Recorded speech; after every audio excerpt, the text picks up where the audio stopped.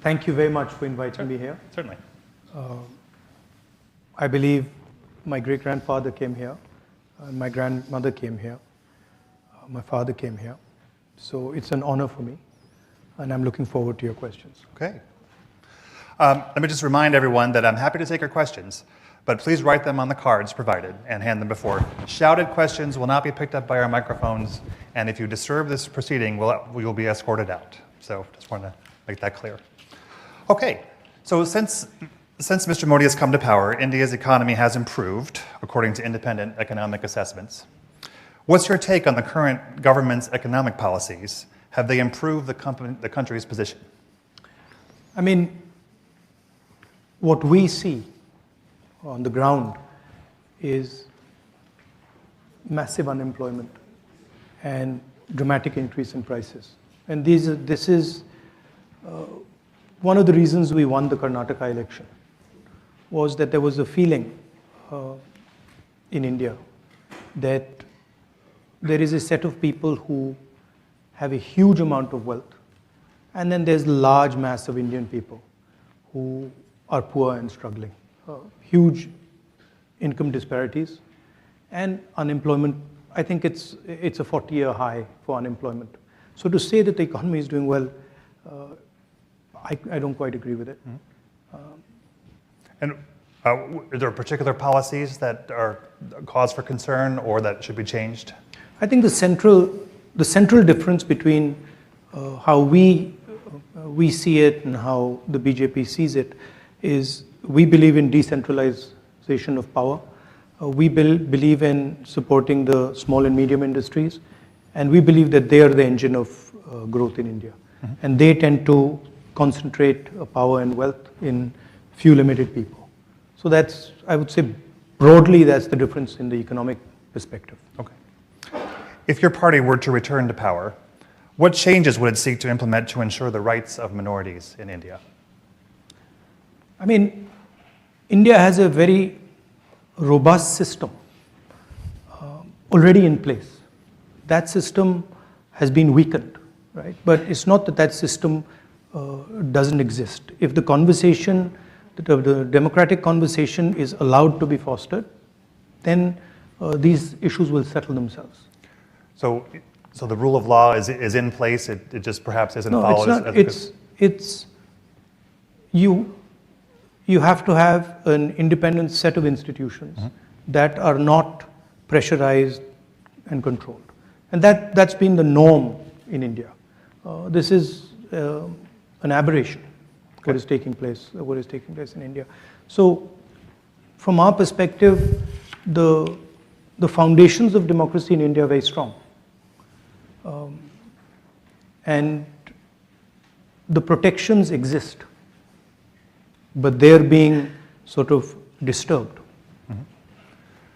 And you see that if Congress came to power, they could quickly be restored? I mean, quickly, I don't know, but the Congress party is the institution that conceptualized them in the first place, right? So we don't view them as our institutions. We view them as institutions of the state. And so we ensured that there was independence and neutrality in these institutions. And it's not difficult to do if that's what you're trying to do. Mm-hmm. Let me ask you about, well, again, welcome to the Press Club, and let me ask you about press freedom, very important issue for us all. I should, full disclosure, my colleague, Vivek Raghuvanshi, was arrested several weeks ago and charged with, and accused of espionage. He's an Indian citizen. And what does that, he's been working for my company for more than 30 years and as a journalist. And I wanted to ask you what that says about the state of press freedom in India when someone, can be just accused of, even after, if someone with such a reputation can be accused in such a cavalier manner. No, I think the fact that there is a weakening of press freedoms, this is not hidden. I mean, everybody knows it. It's apparent in India. The rest of the world can see it. And I think press freedom is very, very critical for a democracy. I mean, one should be open to criticism, and one should listen to criticism. I mean, that's the feedback loop that builds democracies. And definitely, there is a weakening of press freedom. I mean, and it's not just press freedom. It's on multiple axes. On multiple axes, there is a clampdown on the institutional framework that allowed India to talk, that allowed the Indian people to negotiate. I view India as a negotiation between its people, between different languages, different cultures, different histories. Mm-hmm. And the architecture that Mahatma Gandhi set up was to allow that negotiation to be carried out fairly and freely. And that structure that allows the negotiation between India's people is coming under pressure. I mean, this is a question you should ask Mr. Modi. So more apt. Okay. I don't know how you'll get there. As soon as we get him here. I don't know how you'll get there, but yeah, I think it would be better question directed at him. Okay. What are your concerns with regard to the use of the citizenship law to expel Muslim Indians who have lived in India for generations? How would you handle things differently? I think all Indian people, right, have a right to expression. All Indian people have a right to religious freedom. All Indian communities should feel free to express themselves. So I don't differentiate between any community, any caste. I think India, as I mentioned just now, is a conversation, and the freer and more open that conversation, the more powerful India becomes. Okay. You have said that Modi's BJP engages in the politics of hatred and violence. Can you explain what you mean by this? I mean, it's explained in the sentence, right? They sort of generate a certain amount of hatred in society. They polarize society, and they're not inclusive. They don't embrace everybody, and they divide society. That's yeah, and that's damaging in my view to India. Because India has always had a tradition of conversation, of openness. All our great leaders, spiritual, political, Mahatma Gandhi, Buddha, all of them promoted harmony, promoted peace, promoted conversation. So it's in our culture, it's in our history to sort of bring people together and have these dialogues. So that's, I think it's a difference in ideology between us and the BJP. Mm-hmm. We feel India should be allowed to express itself. And we feel that political leaders should be comfortable in sort of being questioned and should learn from that questioning. Mm-hmm. So, I mean, it's just a difference in viewpoint. For such a divisive figure, Modi maintains very high levels, in fact, worldwide high levels of popularity. Why do you think that's the case? Why do so many Indians support the Modi government? I mean, there is a definite capture of the institutions of the country. There's a definite capture of the press in the country. I'm not convinced that I don't believe everything I hear. I walked across India, walked from Kanyakumari to Kashmir, and talked directly to millions of Indian people, and they didn't seem very happy to me. And they were very clear that there were serious issues with regards to unemployment. There was massive price rise. So there was an angst in the people. Now, and look at the Karnataka election, and wait and watch the next 3 or 4 state elections. That I think is a better indicator of what's going to happen. You're here in Washington. Washington has been has a cozying up, if you will, to the Modi government. Do you feel like this is a mistake? Do you feel like this is not a the U.S. should pursue who am I to different advise? policies? Who am I to advise Washington on what they want to do? You know, I mean, it's their choice. They have to decide about these things. It's pretty clear from our perspective where we've got to go. There are certain values that we protect, and we're very serious about protecting those values. As I said, the conversation between the people of India, the idea that all Indians should have space, equal expression. These are things that for us are non-negotiable, and we fight for them, and we pay the price. What is your, I have a comment from the audience here. What is your reaction to Prime Minister Modi's statement that not an inch of land has been lost to the border with China? And can you talk about India's relationship with China and how it's changing? I mean, the fact of the matter is China is occupying our territory. It's an accepted fact. I think 1,500 square kilometers, land the size of Delhi, is occupied by them. And I think, it's absolutely unacceptable. Prime Minister seems to believe otherwise. I don't know. I mean, maybe he knows something we don't know. I'm going to ask about Kashmir. India is positioning Kashmir as a tourist destination, while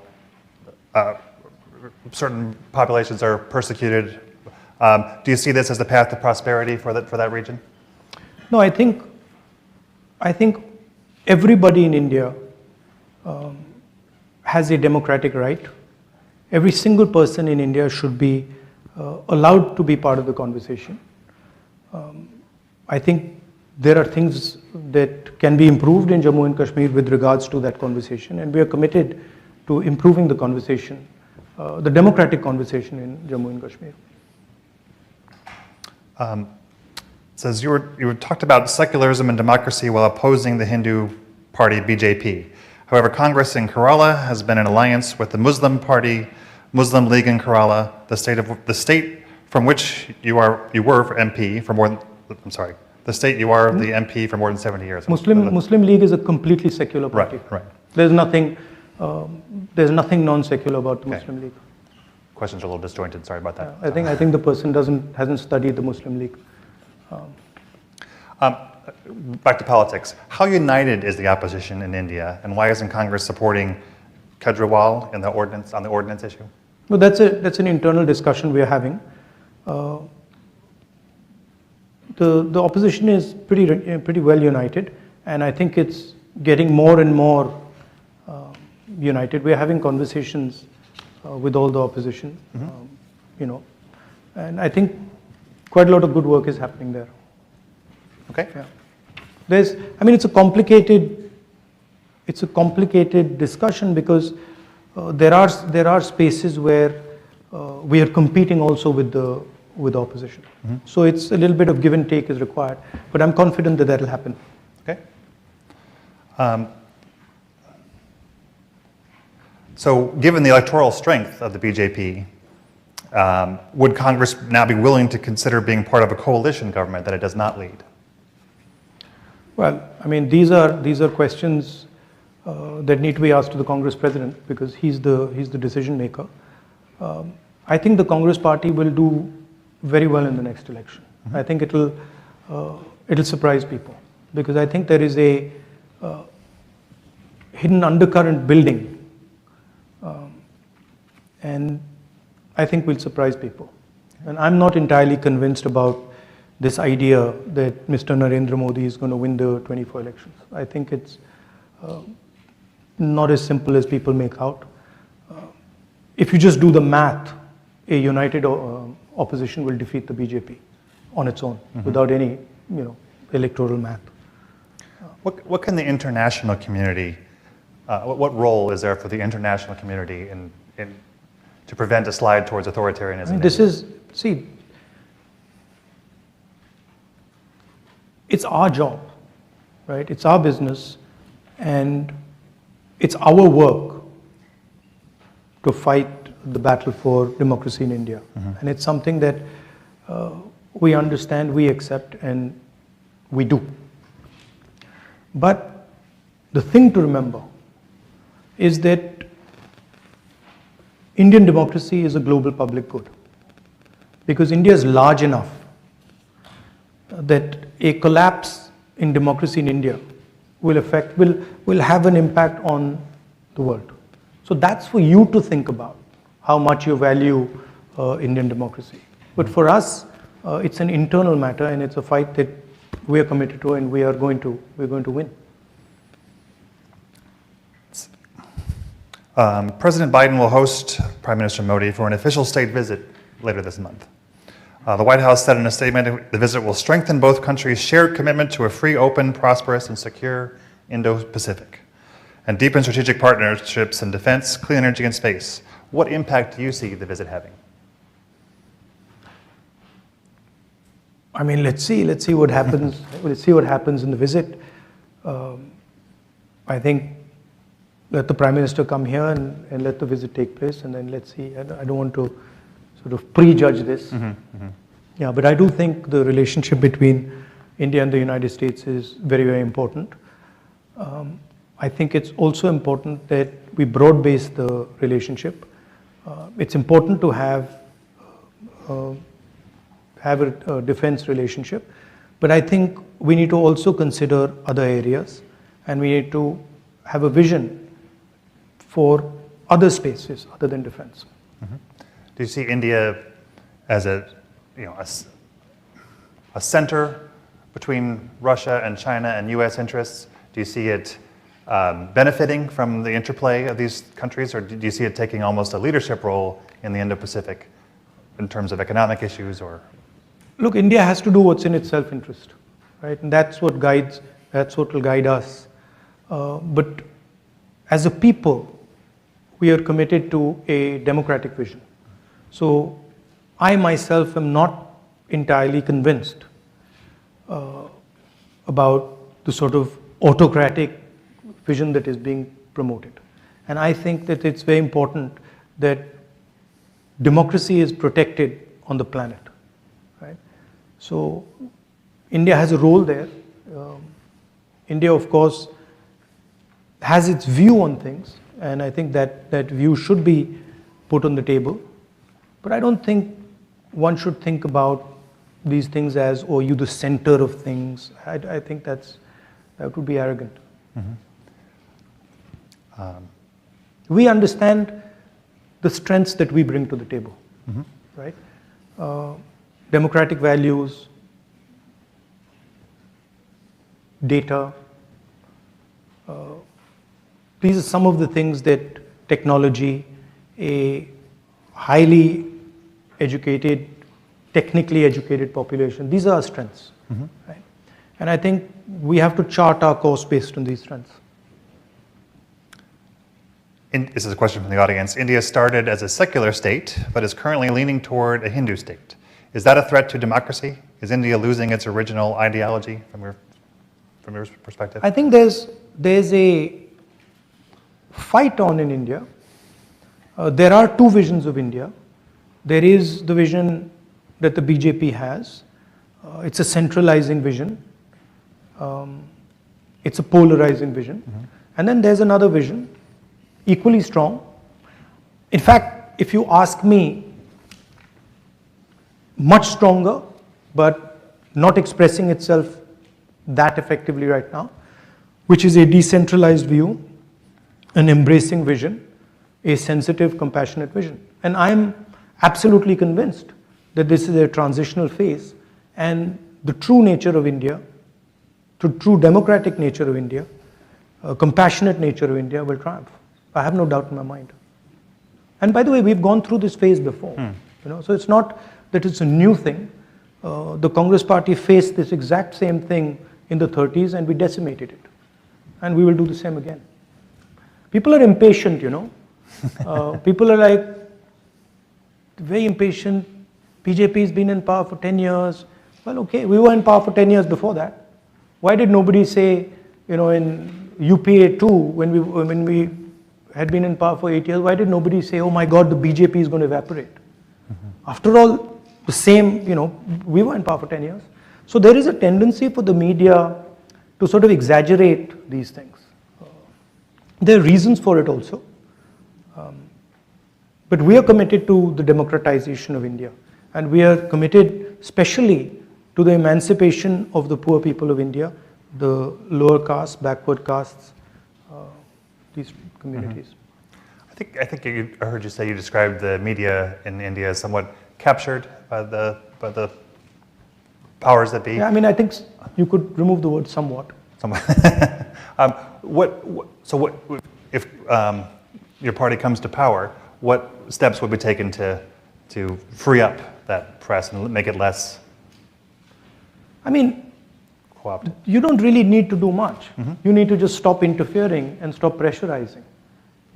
And if you look at the UPA period, we didn't interfere, we didn't pressurize, and it worked perfectly fine. So if the leadership of the country decides that a free press is valuable, then it will fall into place. Got a question for you on Bangladesh here. How do you view Bangladesh's situation as the country struggles for democracy, voting rights, freedom of expression, and human rights? No, I mean, Bangladesh is a friend of India.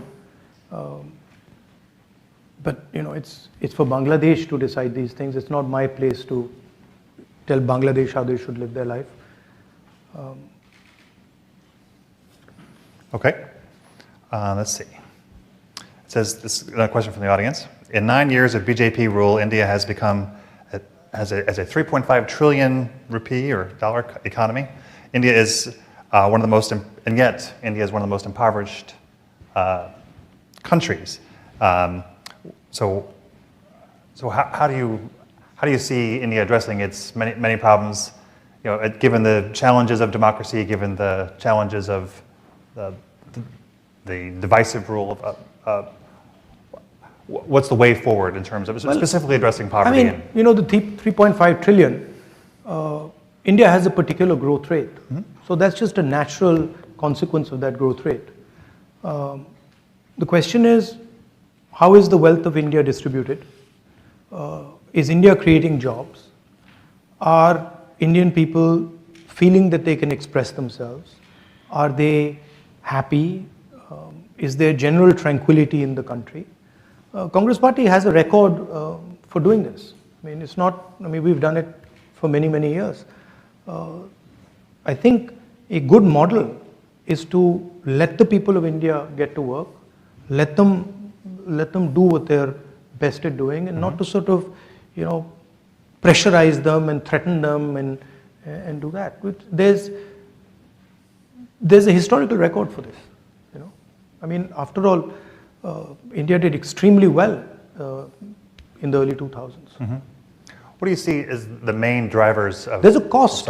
You see, there's also something that people don't realize is that there's a massive economic cost to this disharmony, right? To this non-conversation. That filters out, right? So saying that Indian economy is doing well, that doesn't take in the full picture.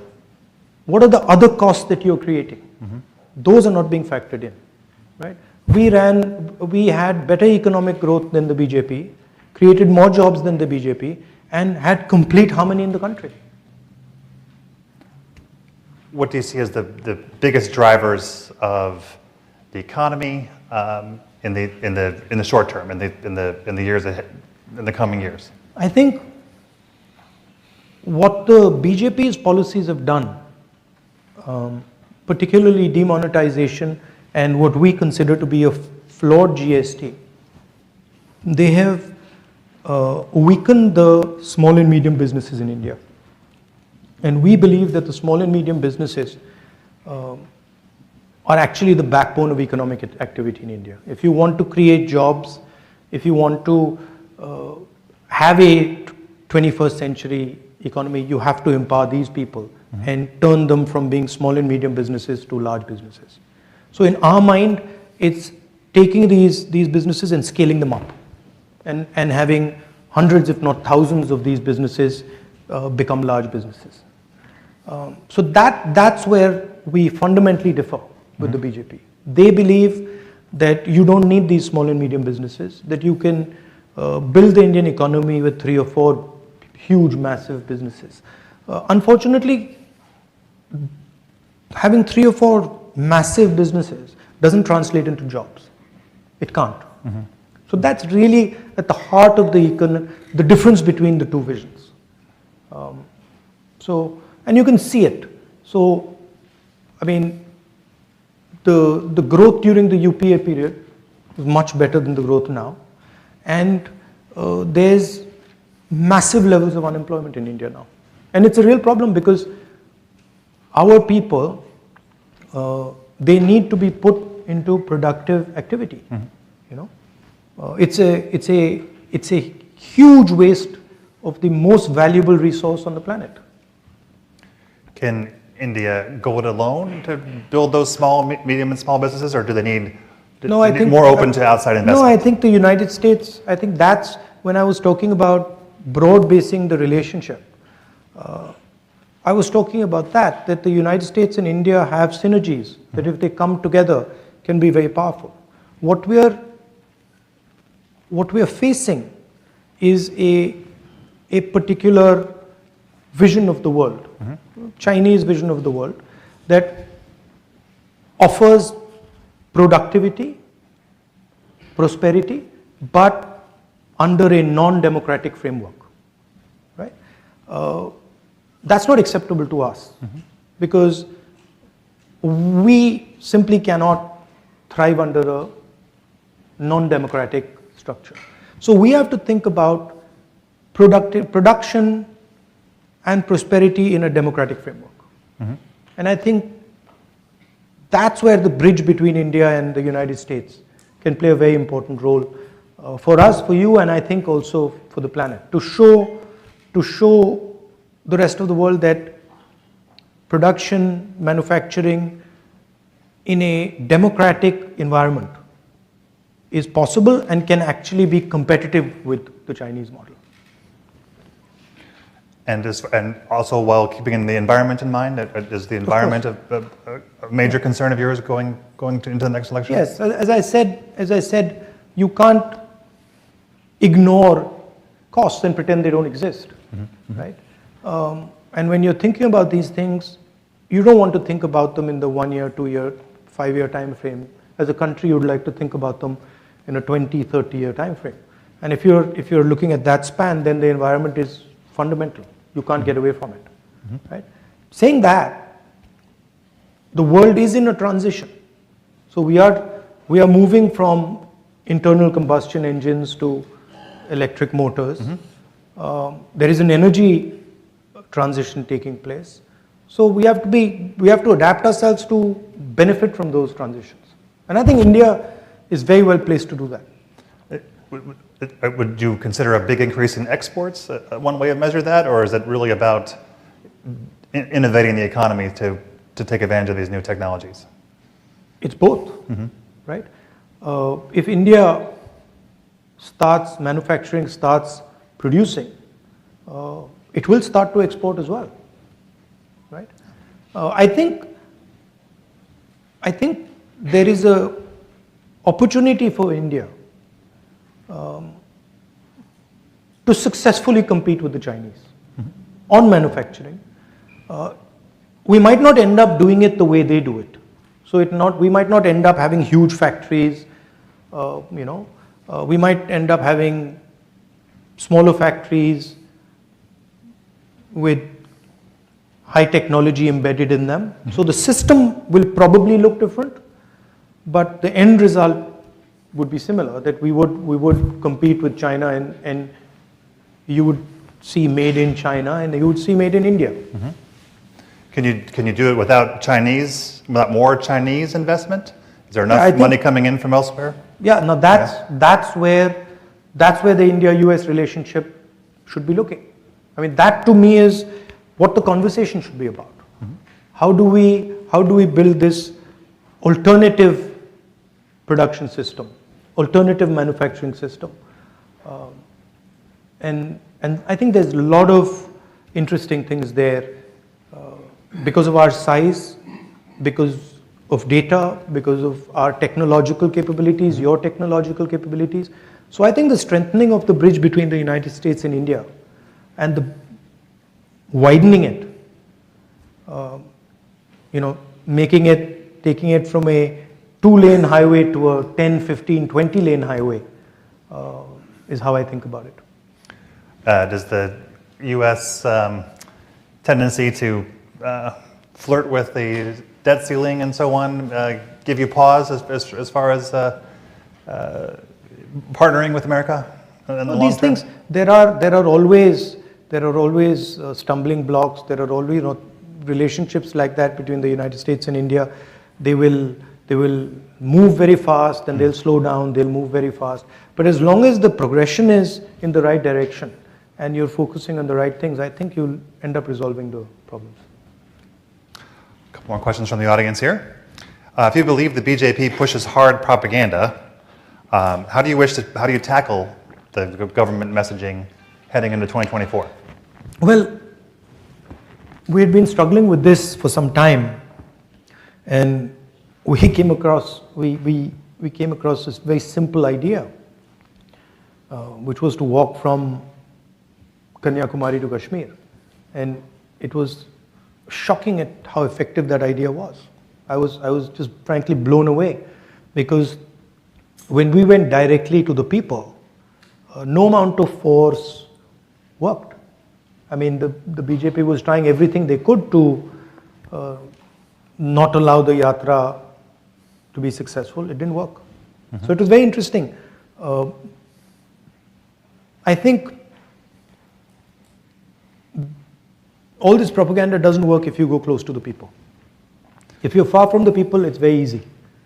But once you start going close to the people and you start having conversations, you start walking on the streets, you start physically meeting people, it doesn't work. It's quite a revelation to me. And I think it sort of made me understand what Mahatma Gandhi was doing with, the Champaran movement or the Dandi March.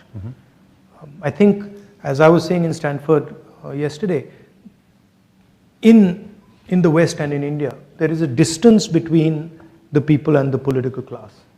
And I think that's where the propaganda comes into play. If you bridge that gap, it's very difficult. But can you get your message out with the media? We got the message out with the yatra in an explosive way. I mean, fantastic. So the people of India are hearing your message? Loud and clear. Yes. And I mean, it's obvious. It's obvious to every single person in India that the yatra, the message of the yatra, India needs to stand united, India needs to work together, resonated with BJP people. Some days back I was somewhere and I had one of the spokesmen of the BJP who just bumped into me, and she said that this was a very powerful thing that you did. All right. Why should religious minorities see your party as an alternative to the BJP's politics? Because it's not just religious minorities, it's everybody. Because we give space to all ideas in India, all communities, all religions. Our party is, and the design of our party and our original designer, Mahatma Gandhi, designed the party to be based on truth and non-violence, compassion, affection. So it's a completely different philosophical architecture than the BJP. Yeah. It's a different vision of India. It views India as a conversation. It views India as multiple ideas. It's a bit like, the melting pot idea in the United States, where everybody comes together and you have a conversation, and then you negotiate. So everybody is comfortable in it. Several related questions. Here's one. India has been a country of particular concern in the International Religious Freedom Report for several years, and it talks about the policies against Muslims and so on. What would your party do in power to heal or to bring the Muslims and other religious minorities together into the coalition, into the group? You just have to look at our record, right? Our record speaks for itself. We don't even have to say what we're going to do. Just look at what we've done, right? We're the ones, not we, but the Congress Party is the institution that united India in the first place. That fought the British, defeated the British, and built the entire architecture for this conversation. So it's in our DNA. We are committed to this. You know? And as I said, the framework for this is present in India. It's not that it's absent. It's not that it needs to be constructed. It needs to be nurtured and protected, which we know how to do. This is another question from the audience. So is the way you were disqualified from Parliament and what is happening in Pakistan, do you see any similarities here, and what does that say about politics in the region? I don't know. I mean, look, as you said, I asked a rhetorical question. I asked the question, why, well, you described it. Right. I'm fighting a court case, so I have to be careful. But I asked a rhetorical question.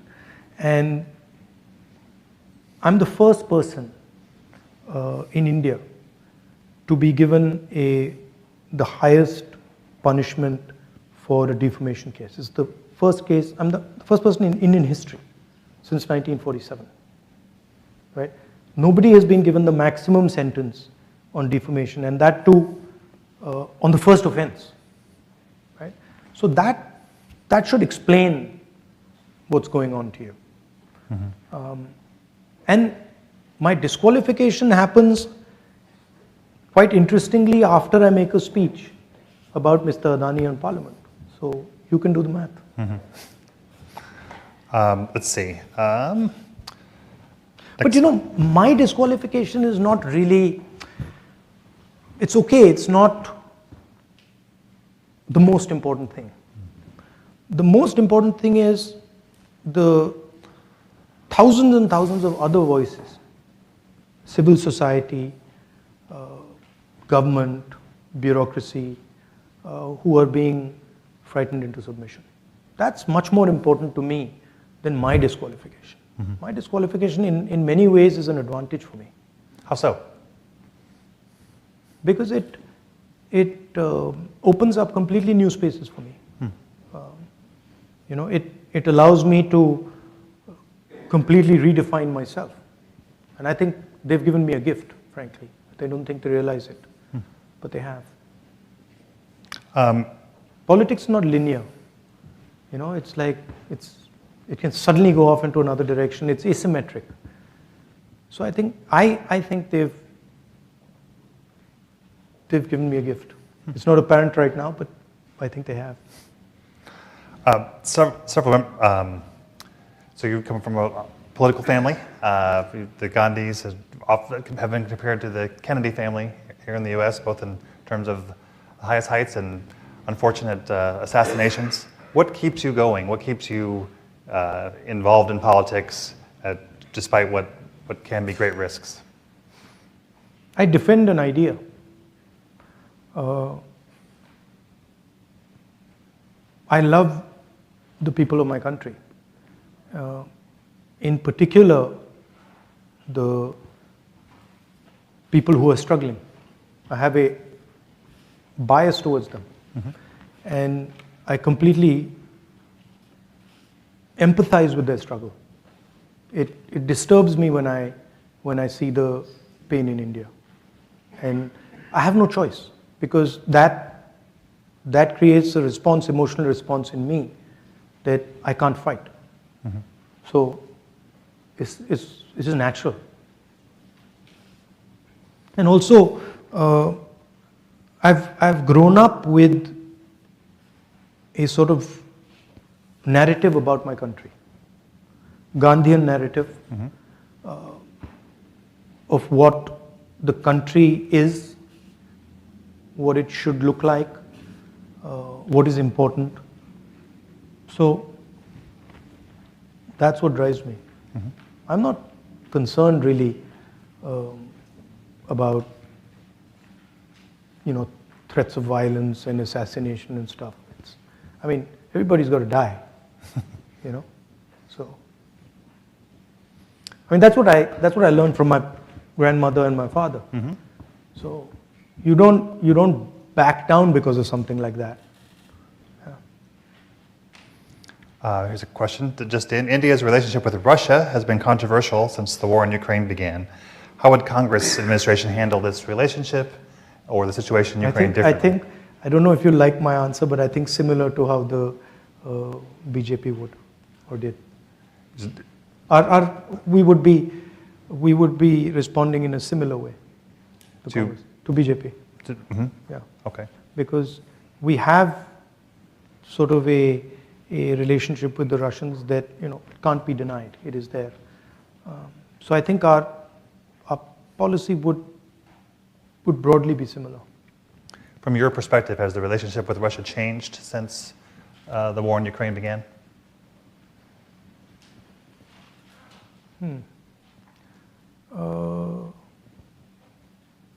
I think in some ways it might have. Yeah, I think it might have changed in some ways. But there is a old historic relationship with the Russians, and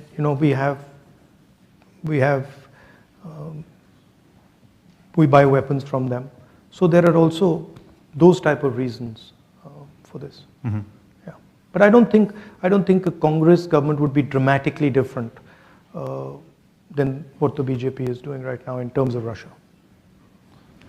Got time for a couple more questions. Let's see. You've asked a lot, huh? Oh, yeah. You got through a lot. Stack. There's a lot of interest here in you, sir. You've compared. So I'm going to butcher these names. Please forgive me. You have compared with Guru Nanak Udasis driving your speech in San Francisco, while the SGPC has raised questions on your statement. What would you say to your? Do you know what this is referring to? I'm sorry. I promised you I'd ask. So. No, I don't know. What is Udasis? As you compared with Guru Nanak's Bharat Jodo Yatra and SGPC raised questions. Okay. So. Sorry. Thank you. I'll explain it. So I said that the tradition of a yatra or a walk is a very deep tradition in India, and I said that many great people have used this instrument of a walk. Mahatma Gandhi has used it. Guru Nanak has used it, and as an instrument of conversation and as an instrument of understanding.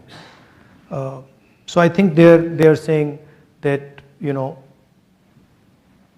I shouldn't compare the Bharat Jodo Yatra to walks that Guru Nanak and Mahatma Gandhi took, but I wasn't doing that. I clearly said that, look, I draw inspiration from these great leaders and what they did, and there's no question of comparing this walk to their walk, but I think they've misunderstood it. I see. Yeah. What is your message to the Indian people as to why they should support Congress in the next election? Is it about economic achievement? Is it about tolerance? I said in my yatra, I'd say it in Hindi, nafrat ke bazaar mein mohabbat ki dukaan kholo. Do you speak Hindi? I wish I did. So nafrat ke bazaar mein mohabbat ki dukaan kholo. In a market of hatred, open a little shop of love and affection. So I believe that India needs to be in harmony. And I believe that India needs to be able to express itself to truly succeed, right? If you, I don't know of one case where somebody who's angry or somebody who's full of hatred has had an expansive imagination. And India needs an expansive imagination. India needs to dream big. And you can't dream big if the people who are leading you are angry, are violent, are engrossed with hatred. So I think, I feel India has a great opportunity, huge opportunity, which can transform the lives of millions and millions of Indians. But in order to do that, it needs to imagine a new India in a big, dynamic manner. And I think in order to do that, India needs to be in harmony. India needs to start talking to itself. India needs to respect itself. So that would be one element of it. Hatred doesn't work. You know that. Your country knows that better than anybody else. Hatred has never worked. Might work for 6 months, 1 year, and then it collapses on itself. Affection, love always work. They have. I mean, that's what we've been told by the great leaders. All right. Well, I want to thank you for joining us today at the club, and thank you for answering so many questions. Are you inviting the Prime Minister? Absolutely, we'll invite for his turn. I look forward to hearing it. I also wanted to thank Bill McCarran, Cecily Scott Martin, and Poonam Sharma for their role in bringing this together, and in the perhaps your members of your family have received this in the past, but as a thank you, this is our press club mug, of highly coveted. Perhaps nice. It can go on the mantle. You know, I was actually looking for a coffee mug. Okay. Excellent. Thank you. Well, thank you very much. Thank you.